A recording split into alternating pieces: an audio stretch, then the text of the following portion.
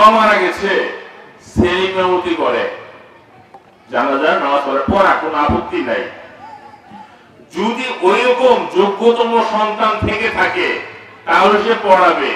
কিন্তু কেন জানি আমাদের ভিতরে একটা হিন্দুদের থেকে একটা বদল ধারণা আসছে, যারা হিন্দুদের ধর্মগ্রন্থ জানেন তাদের বাবা মারা গেলে বাপের বড় ছেলে তার মুখে আগুন দেয়, মুখাগ্নি বলা হয়, তাহলে নাকি ও স্বর্গে চলে যায়।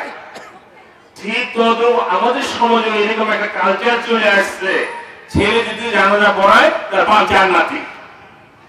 এটা নাউজুবিল্লাহ বলবো।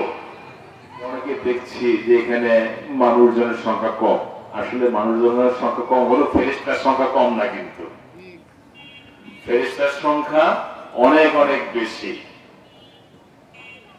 আমরা জানি বদরের যুদ্ধে সাহাবার সংখ্যা ছিল মাত্র 313 জন। অসংখ্য ফেরেশতা দিয়ে আল্লাহ তাআলা মুসলমানদেরকে বিজয়ী করেছেন, সুবহানাল্লাহ। এই জন্য আজকে আমাদের যে অবস্থানটা, ভালো কাজে মানুষ পাবেন না, ভালো কাজে সহযোগিতা পাবেন না। যদি এখানে অন্য কিছু হতো, মানুষের অভাব হতো, বলেন অভাব হতো না। তো যেটা বলছিলাম, বদরের প্রান্তরের পাশেই জাবালুল মালাইকা ফেরেশতাদের পাহাড় আছে, অর্থাৎ আশেপাশের পাহাড়গুলো সব পাথরের। যে পাহাড়ে ফেরেশতারা অবতীর্ণ হচ্ছে এই পাহাড়গুলো হলো বালুর, ওগুলো জাবালুল মালাইকা বলা হয়। এই জন্য বলছি এখানে মানুষ কম থাকলেও ফেরেশতা কমতে নেই ইনশাআল্লাহ। সম্মানিত মুসলিম, আমি জীবন ঘনিষ্ঠ দুই চারটি কথা বলবো, এবং এই কথাগুলো আমি সুযোগ পেলে একটু বলতেছি দেখেন। কারণ মৃত্যু মুমিনের জন্য উপহার, প্রত্যেকটা মুমিনের জন্য মৃত্যু তার কাঙ্ক্ষিত বিষয়। আমরা যেমন ধন সম্পদের জন্য অনেক পরিশ্রম করি, জানতর মেহনত করি, প্রত্যেকটা মুমিনের মৃত্যুর জন্য ওইরকম প্রস্তুত থাকা প্রয়োজন। তার কারণ আমরা জান্নাতে সকলে যেতে চাইতো নাকি? জান্নাতে যেতে হলে সর্বপ্রথম ঘাঁটি হলো মৃত্যু। এই জন্য দেখতে হবে মৃত্যুর কথা মনে হলে আমার অন্তরটা যদি খুশি হয়, তাহলে বুঝতে হবে আমার ভিতরে কিছু হলে ঈমান আছে। আর মৃত্যুর কথা মনে হলে যদি আমার অন্তরটা পেরেশানি আছে, আরে আমি মৃত্যুবরণ করব, আমার মেয়েকে বিয়ে দিতে পারিনি, আমার ছেলেকে বিয়ে দিতে পারিনি, আমি অমুক কাজটা করতে পারিনি, আল্লাহ তুমি কিছুদিন আমাকে বাঁচাই রাখো, এটা মুমিনের আলামত না। এটা মুমিন সবসময় মৃত্যুর জন্য প্রস্তুত থাকবে। এই জন্য আল্লাহ তাআলা পবিত্র কোরআনে নিশ্চিত করেছেন যে কুল ইন্নাল মাউতাল্লাযী তাফিরুনা মিনহু, তুমি বলে দাও যে মৃত্যুকে তোমরা দেখে ভয় পাচ্ছ, ভেঙে যাচ্ছ, মৃত্যু তোমার সঙ্গে সাক্ষাৎ করবেই যেখানে তুমি থাকো না কেন। অতএব মৃত্যু মুমিনের জন্য তোহফা, উপহার। আমরা মৃত্যুর জন্য সবসময় প্রস্তুত থাকবো, ঠিক আছে ইনশাআল্লাহ।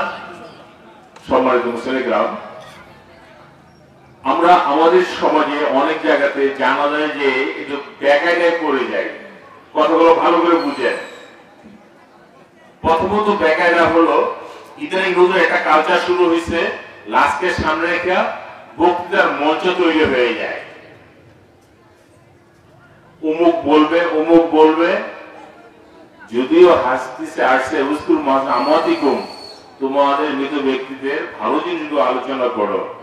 অনেকে ভাবের আবেগে অনেক অবাস্তব কথাও বলে ফেলে, কথা ঠিকই না বলেন? আর অনেক মানুষজন বিরক্ত হয়ে যায়। ওইখানে যদি কেউ কোনো কথা বলতেই হয়, একমাত্র আলেমরাই কথা বলবে। কারণ আলেমরা কথা বলে কোরআন হাদিসের কথা বলবে, কোরআন হাদিসের প্রত্যেকটা বাক্যে প্রত্যেকটা অক্ষরে আল্লাহ তাআলা সওয়াব দিয়েছেন, সুবহানাল্লাহ। কিন্তু সেখানে আলেম ওলামাদের সুযোগ খুব কম থাকে। আমাদের এই কালচার থেকে বের হয়ে আসতে হবে, এক নম্বর। দ্বিতীয় নম্বর,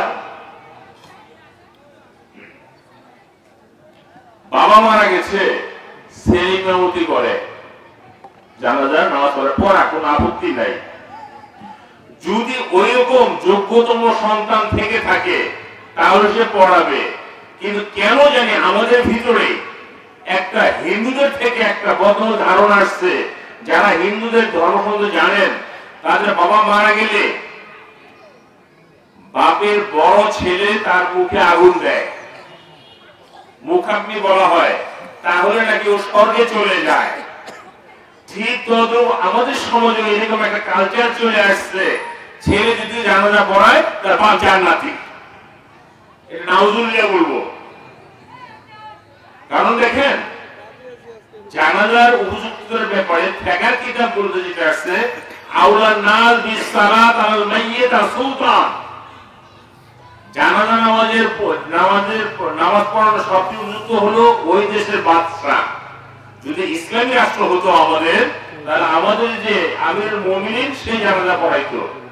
সে উপস্থিত না হতে পারলে তার প্রতিনিধি, যেন আমাদের কি হলো তার প্রতিনিধি, কি হলো জানাজা পড়াবে ইসলামী রাষ্ট্র হলে। ওয়াইলাম ইয়াহদুর, যদি কোনো কারণে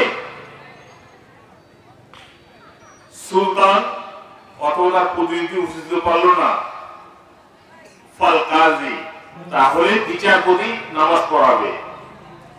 ওয়াইলাম ইয়াহদুর, যদি সে বিচারপতি উপস্থিত না হতে পারে, ইমামুল হাই, প্রত্যেকটা মহল্লার ইমাম সাহেব নামাজ পড়াবে। ঠিক, লিয়ান্নাহু রাজিয়া ফি হায়াতিহি, যেহেতু ওই মানুষটা জীবদ্দশায় তার পিছনে নামাজ পড়েছে, তারপর সে রাজি খুশি ছিল। কিন্তু দেখা যায় ছেলে নামাজ পড়ে না, মুখে দাড়ি নাই, প্যান্ট পরেই জানাজায় চলে গেল, নামাজ আলহামদুলিল্লাহ হয়ে যাবে, ওরে ব্যাপার না, নামাজ আদায় হয়ে যাবে তার। কিন্তু তার পিছনে অনেক বুজুর্গ ব্যক্তি, অনেক আলেম ওলামা আছে। এই জিনিসটা কেমন জানেন? অন্য একটা মুসলিম ইমাম রাবি, তার মুসলিমের একটা হাদিস আসছে, ইয়ম্মকুম খিয়ারুকুম ফাইন্নাহুম আযকুম ইলা রাব্বিকুম। তোমাদের ইমাম, তোমাদের ভিতরে যে সবচেয়ে বেশি বুজুর্গ মানুষ, তাকে নির্ধারণ করো, তাকে নির্ধারণ করো। যেহেতু এটা একটা সুপারিশ, জানাজা নামাজ একটা সুপারিশ। দুনিয়ার তে যদি আমরা কোন একটা দরখাস্ত মন্ত্রীর বরাবর লিখি, তার আগে করে কি আমরা একটা সুপারিশ নেই? এমপি সাহেবের সুপারিশ নেই, এরকম আরো বড় যারা তো তাদের সুপারিশ নেই। জানাজা নামাজ কিন্তু সুপারিশ। তবে এখানে যারা বুজুর্গ ব্যক্তি, ভালো ব্যক্তি, তাদেরকে দিয়ে নামাজ পড়ানো। সমাজে বুঝতে গেলাম, আমি কথা সংক্ষিপ্ত, বেশি কথা বাড়াবো না। হযরত ফাতিমা রাদিয়াল্লাহু আনহা অল্প বয়সে ইন্তেকাল করেছেন, তার জানাজা দিয়েছে হযরত আবু বকর রাদিয়াল্লাহু আনহু। হযরত আলী রাদিয়াল্লাহু আনহু যখন বেঁচে আছেন, তার দুই সন্তান হাসান হুসাইন বেঁচে আছেন, কিন্তু তার ছোট তখন। হযরত আলী রাদিয়াল্লাহু আনহুর ব্যাপারে হুজুর পাক বলছেন, আনা মারিতুল ইলম ওয়া আলী বাবুহা, আলী হলাম ইলমের শহর, আলী হলো সেই শহরের দরজা। সে আলী রাদিয়াল্লাহু বেঁচে আছেন, উনি তার স্ত্রী জানাজা দেন নাই, ওনার স্ত্রী এবং চাচাতো বোন জানাজা দেন নাই, দিয়েছে কে? তখন আমিরুল মুমিনিন হযরত আবু বকর রাদিয়াল্লাহু তাআলা আনহু।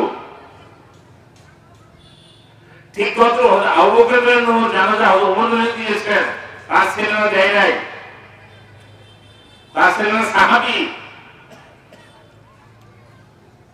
অতএব আমরা কেন জানি অনেক জায়গায় যারা খুব ব্যাকাজে পড়ে যাই আমরা, কিন্তু তখন কিছু বলা যায় না।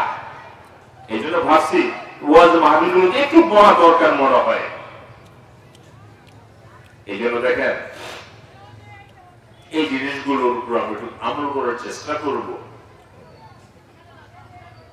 আরো অনেক কুসংস্কার আমাদের ভিতরে আছে, আমরা অধিকার যাব না। শুধু এই দুইটা কথার কথা আমি বললাম। শুধু যদি জানাজার নামাজে যদি কিছু সময় থেকেই থাকে, সেখানে কথাবার্তা বলা দরকার আলেম ওলামাদেরকে। সে যদি দেয় কোন হাদিস বললে সওয়াব পাওয়া যাবে।